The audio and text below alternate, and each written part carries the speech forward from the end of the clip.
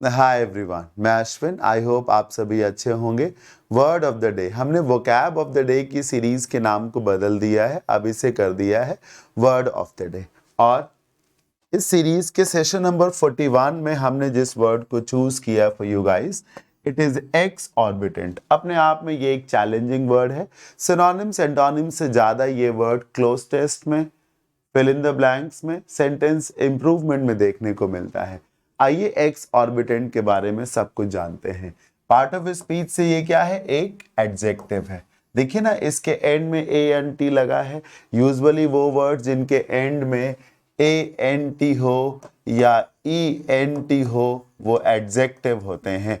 जैसे कि ब्रिलियंट हो गया, इनोसेंट हो गया, इंटेलिजेंट हो गया and many others. Exorbitant, much more expensive than something should ideally be, और extraordinarily high in cost। मतलब कोई चीज जब जरूरत से ज्यादा ही महंगी हो, जितनी महंगी उसे होना चाहिए उससे भी कहीं ज्यादा अगर वो महंगी है तो उसका जो प्राइस है वो एक्स ऑर्बिटेंट है। जनरली इस वर्ड का इस्तेमाल रुपए के लिए, प्राइस के लिए किया जाता है। जैसे कि एक पेंसिल जो है 5 रुपए की मिल सकती है। अब कोई पेंसिल जो है 100 रुपए की मिल रही हो, या 5 रुपए की पेंसिल के लिए अगर आपको 50 रुपए देने पड़ रहे हो, तो वो क्या है सर? एक्स ऑर्बिटेंट है। एक्स ऑर्बिटेंट चीजें कई कारणों की वजह से हो जाती हैं। मार्केट में अगर शॉर्टेज हो जाए, मान लीजिए पटेटो है 20 to 30 रुपीज केजी पर केजी मिल जाता है। अब अगर शॉर्टेज हो जाए तो वो 150 रुपीज पर केजी भी लेना पड़ेगा आपको। तब आपको उसके लिए एक्स ऑर्बिटेंट अमाउंट को खर्च करना पड़ेगा। एक्स ऑर्बिटेंट को आप जनरली ना समझिए कि बहुत महंगा है, नहीं।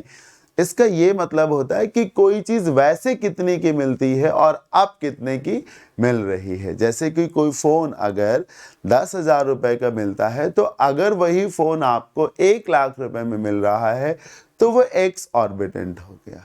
कोई चीज जो वैसे 1 लाख की मिल सकती थी, उसके लिए अब आपको 5 लाख रुपए खर्च करने पड़ रहे हैं, तो वो एक्स ऑर्बिटेंट हो गया। मतलब कोई चीज जो एक्सपेक्टेड अमाउंट जो है उसका, जो जो रीजनेबल अमाउंट है उसका, फिर वो चाहे 1 रुपए हो या 1 लाख रुपए हो, उससे कई गुना ज्यादा महंगे दामों पे अगर अवेलेबल है तो वो एक्स ऑर्बिटेंट प्राइसेस हैं। ये इसका मीनिंग है। देखिए ना, इनऑर्डिनेट, एक्सेसिव, बहुत ज्यादा, अनरीजनेबल, जिसको जस्टिफाई ही ना किया जाए।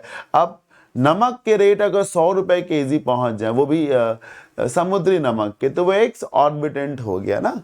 स्काई हाई, आसमान छू ली चीजों ने। अब एंटोनिम्स में चीजें सस्ती हो जाएंगी या सही दामों पर हो जाएंगी। जैसे रीजनेबल, अनरीजनेबल की जगह चीप, फिजिबल, अफोर्डेबल, जो आपके बजट में है, जो आपके पॉकेट में है। तो एक्स ऑर्बिटेंट का मीनिंग क्या हुआ?